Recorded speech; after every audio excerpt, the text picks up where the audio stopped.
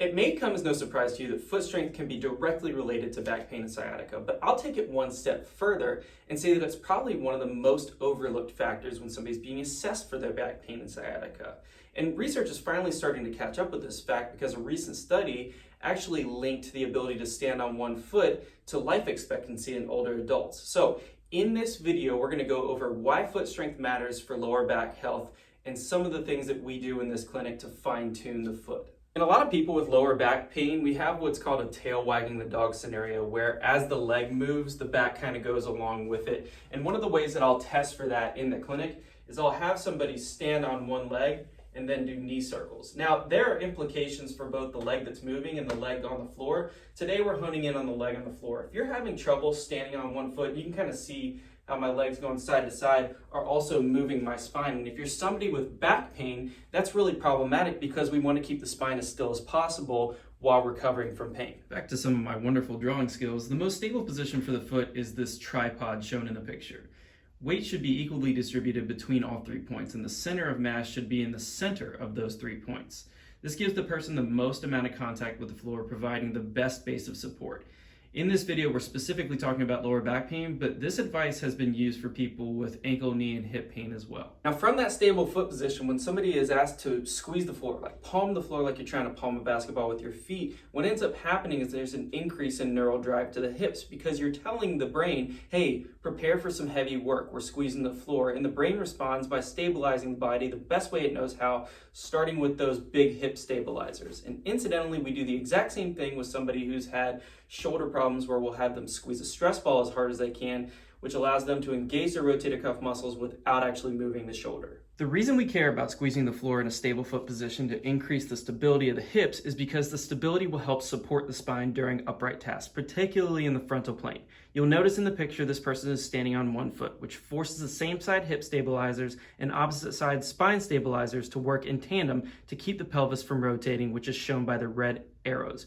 Without that support, the pelvis rotates away from the single leg stance leg, forcing the spine to bend in the opposite direction. For those of you who need to see a visual representation of this, so if I'm standing on one leg and those muscles are not doing their job, that's what happens, which is going to bend my pelvis that way, and it bends my spine so I stay upright. Technically, my spine is bending this way.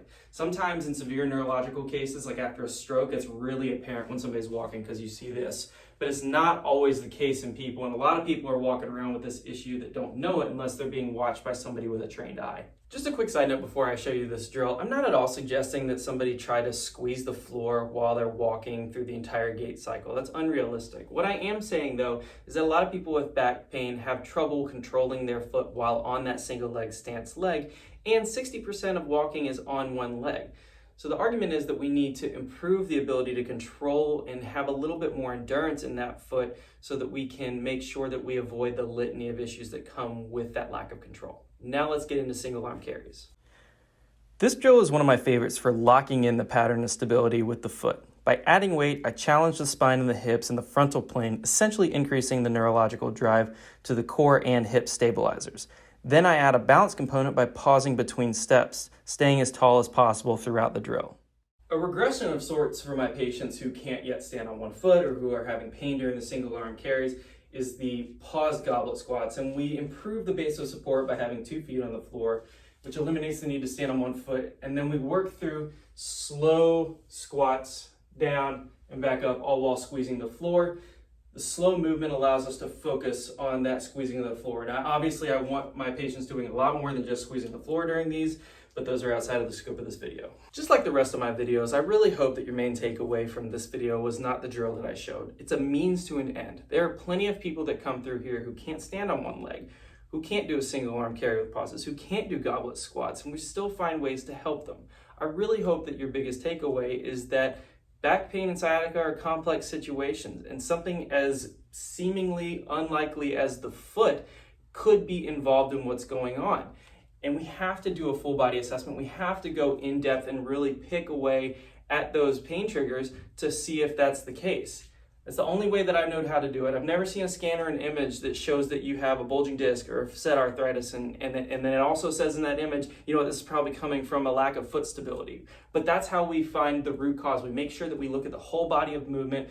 We make sure that we understand where that problem is coming from, if it's even a problem at all in the spine. So If that's something that interests you, if you're tired of just going off of image findings and doesn't seem to really be helping, we'd love to get on a phone call with you and just see what's going on. That's the first place to start. We want to make sure that we can even help you. We do that over a phone call, really in depth over your pain history. We'd love to schedule one of those with you. So click the button below and let's get started today.